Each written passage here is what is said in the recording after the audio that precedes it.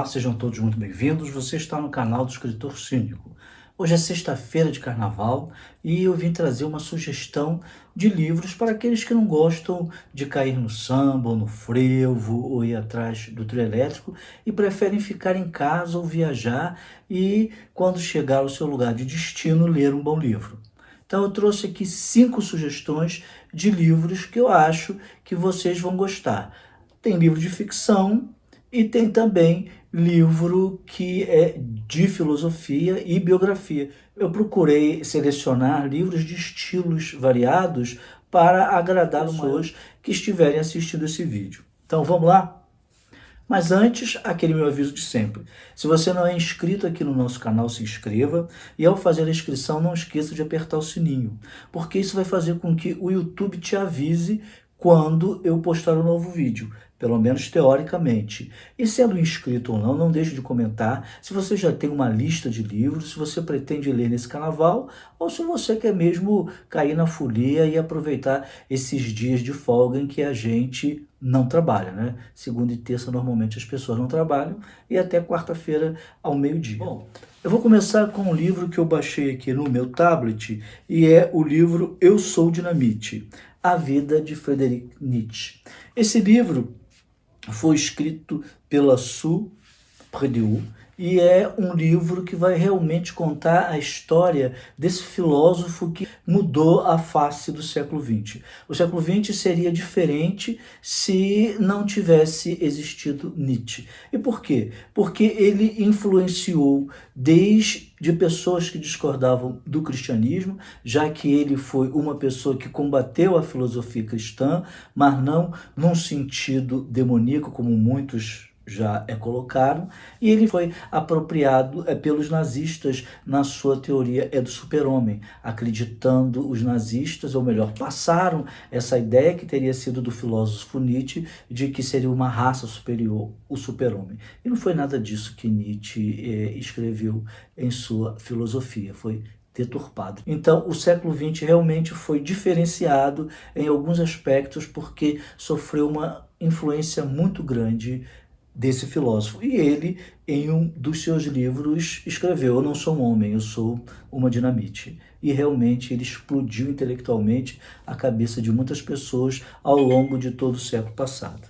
O próximo livro tem vídeo aqui no canal e se trata de Otelo, né? A peça de Shakespeare, que é uma das mais conhecidas de todos os tempos. Vai contar a história do Mouro Otelo, que é um general e que se vê envolvido em uma trama arquitetada por um dos seus soldados, Iago, que morre de inveja do Otelo, porque ele é negro, ou seja, na época eles chamavam de Mouro, e ele atingiu um comando, né? Ele é um general, ele manda, e os outros têm que obedecer e não são negros. Dentro de uma perspectiva atual, essa peça demonstra muito a questão do preconceito, né? O próprio pai da Desdémona também não o aceita. E a partir do momento em que o Iago faz várias intrigas envolvendo Cássio, que é um dos seus melhores amigos, ou seja,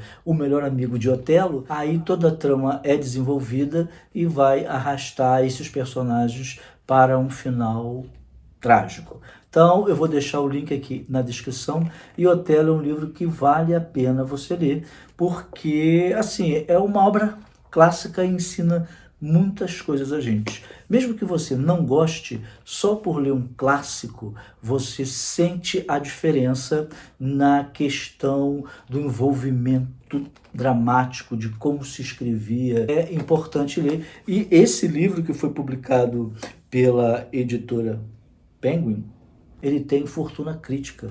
Então são pessoas renomadas que vão analisar antes de você começar a ler a peça, e depois também no pós-fácil, né, o que ela significou, o que significou esses personagens, os motivos que Shakespeare escreveu. Vale a pena ler por todo esse contexto, não somente pela peça, que por si só já vale, óbvio, mas também por essa fortuna crítica. E como nós estamos falando de carnaval, nada melhor do que você ir para a antítese, que é aquela questão mais religiosa. Mas uma religiosidade que questiona. E eu estou falando do livro O Evangelho de Judas, escrito por José Lázaro Boberg. Nesse evangelho você vai ter uma visão diferente, uma visão de que Judas não traiu Jesus Cristo. E tudo o que aconteceu, segundo o evangelho de Judas, que não foi escrito por eles, mas pelos gnósticos que o acompanhavam e acreditavam na forma que ele via a filosofia de Jesus, né, escrevem de que tudo já estava planejado entre ele e Jesus Cristo. Então a traição não foi algo feito pelos dinheiros. Isso foi colocado nos evangelhos que são os oficiais, quando na verdade não foi bem assim do que aconteceu. O evangelho de Judas, na verdade, ele é pequenininho. Ele é isso aquizinho só. E toda essa outra parte aqui do livro é uma análise sobre o tempo em que Judas viveu, a forma como ele pensava, a forma como pensavam os gnósticos, os tipos de cristianismo que se desenvolveram logo após a morte do Cristo. É um livro que pretende ser completo e que realmente vai levantar polêmicas. A pessoa que for muito religiosa, obviamente, não vai acreditar. A que não for, vai abrir uma brecha na mente para questionar. Acredito que esse livro realmente vai causar um certo impacto dos dois lados. Para o carnaval, para quem não gosta da festa profana, volto a dizer, é um livro que vale a pena ser lido. Eu li e gostei pela discussão que ele promove. Não vou aqui ficar tomando partido de um lado e do outro, porque eu vim aqui para indicar livro. Voltando à questão filosófica, eu trouxe um livro rápido e escolhi esse livro por dois motivos. Primeiro, como eu falei, para atender também aqueles que gostam de filosofia. Então, se eu estava indicando uma biografia que foi a do Nietzsche, por que não um livro sobre filosofia que foi do Sartre? E às vezes que eu coloquei resenhas sobre o Sartre como o Muro, eu tive para mais de 2.000 visualizações. Então, as pessoas se interessam por esse escritor existencialista. Esse ensaio, que é chamado Esboço para uma Teoria das Emoções, foi o primeiro ensaio do Sartre, escrito ainda na sua juventude, e que já tem, como costuma-se dizer, os germes da filosofia que ele vai difundir, que ele vai criar, e que teve muitos adeptos na década de 60, 70 e também nos anos 80, que foi quando eu conheci Sartre. Nessa época em que ele escreveu esse pequeno ensaio aqui, ele foi muito influenciado pelo Heidegger e pelo Russell. E depois ele ia desenvolver ainda mais esse pensamento aqui. Como é um livro pequeno, eu acho que vocês conseguem ler durante esses 4 dias de carnaval, porque ele só tem 94 páginas. No entanto, não é fácil. E o quinto e último livro trata-se de As Melhores Histórias de Viagens no Tempo.